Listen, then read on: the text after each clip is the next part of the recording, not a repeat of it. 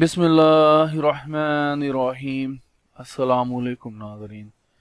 सब तारीफ़ें अल्लाह ताला की पाक ज़ात के लिए जो इस जहान की खालिक मालिक और परवरदिगार है, और लाखों करोड़ों अरबों खरबों दरूद और सलाम अल्लाह ताला के आखिरी नबी हज़रत मोहम्मद मुस्तफ़ा अहमद मुजतबा सल्लल्लाहु ताला अलैहि वसल्लम पर। नाज़रीन, जैसा कि आप जानते हैं कि ये हम लोगों ने सिलसिला शुरू किया हुआ है legal terminologies with Urdu meanings and explanation, यानी कि कानूनी इस्तिलाहात बीमा उर्दू तर्जमा और तफसील।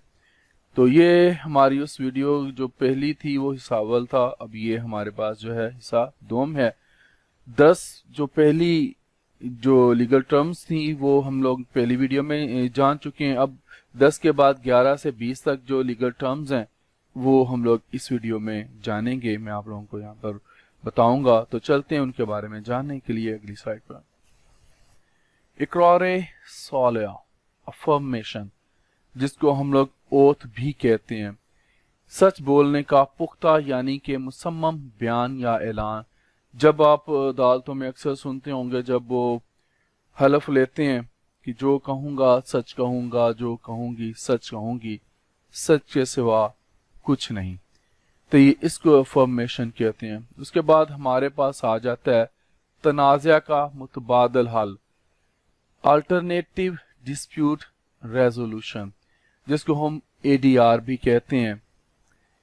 एडीआर यानी कि ये जो वो है तनाज़ा का मुतबादल हल, इससे मुराद हर वो जरिया है जिसके तहत तनाज़ा को अदालत से बाहर निपटा या हल कर लिया जाए। एडीआर में बातचीत, मुसालहत, शफात और सालसी जो है जिसको आर्बिट्रेशन कहते हैं वो शामिल हैं।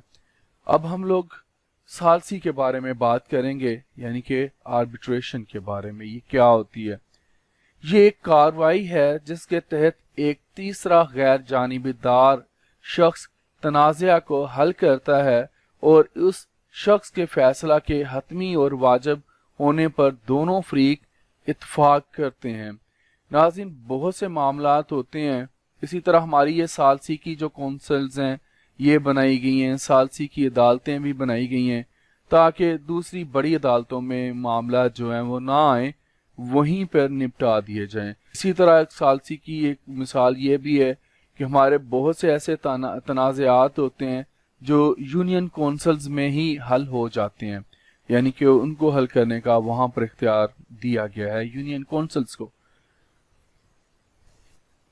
बाहमी तावन का आइली कानून, कोलैबोरेटिव फैमिली लॉ, इसको जानते हैं कि ये क्या होता है। ये एक कार्रवाई या अमल है जिसके तहत फरीकैन और उनके वकला आइली यानी कि जो खानदानी तनाज़ात होते हैं फैमिली वाले, यानी उन तनाज़ात को अदालत से बाहर ही हल करने की कोशिश करने पर इत्तफाक कर लेते हैं।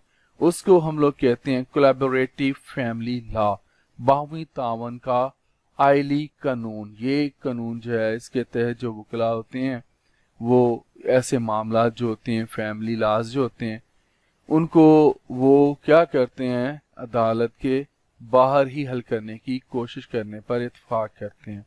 इसको हम लोग फिर से आपको बता दूं को कोलैबोरेटिव फैमिली लॉ कहते हैं। अब आ गई हमारे पास शफात, मेडिएशन। ये तनाज़ा के मुतबादल हल का एक तरीकाकार है कि जिसमें किसी कानूनी मुकदमे के जो फरीकैन होते हैं तनाज़ा को किसी गैर जानिबदार तीसरे शख्स से हल कराने की कोशिश करने पर इत्तेफाक करते हैं। माउने अदालत, जिसको हम लोग फ्रेंड ऑफ कोर्ट भी कहते हैं, अमिकस क्यूराई। ये क्या होता है? आपको पता है ये वर्ड जो अमिकस क्यूराई है ये लातीनी इस्तिलाह है जिसका मतलब है माउने अदालत, फ्रेंड ऑफ कोर्ट। ये एक वकील होता है जो कि आम तौर पर अदालत के कहने पर अदालत को किसी कानूनी मामले में मुआवनत मुहैया करता है, तावन करता है। अदालत का किसी मामले में अदालत को तावन करता है। वैसे भी हम लोग वकील जो होते हैं वो अदालत के मावन होते हैं, मददगार होते हैं अदालतों के कानून में। फुसख, annulment, ये क्या होता है? یہ ایک عدالتی فیصلہ ہوتا ہے کہ ایک شادی یا عقد قانونی عقد نہیں ہے۔ ایسے اعلان یا فیصلے کا مطلب یہ ہے کہ شادی یا عقد کبھی ہوا ہی نہیں، جس کو ہم لوگ فسق نکاح کہتے ہیں۔ یہاں پر آپ کو نلمنٹ کی سمجھ آ گئی ہوگی۔ جواب آنسر تو جب پیپر دیتے ہیں تب بھی ہم لوگ بہت سارے دیتے ہیں۔ ایک آنسر وہ ہوتا ہے کہ جواب دیتے ہیں، آگے سے بولتے ہیں۔ تو لا میں آنسر کا کیا مطلب ہے اب ہم لوگ یہ جانیں گے۔ دوسرے فریق کا رد عمل: جب پہلا فریق عدالت میں دوسرے فریق پر دعویٰ کرتا ہے یا الزام لگاتا ہے، یہ آنسر ہوتا ہے لا کی قانون کی زبان میں۔ مرافع اپیل جس کو ہم لوگ درخواست بھی کہتے ہیں، قانون کی زبان میں ہم لوگ مرافع کہتے ہیں اور انگلش میں اپیل کہتے ہیں۔ یہ کیا ہوتی ہے؟ اعلیٰ عدالت سے کی گئی درخواست کے نچلی عدالت کے فیصلہ پر نظر ثانی کی جائے۔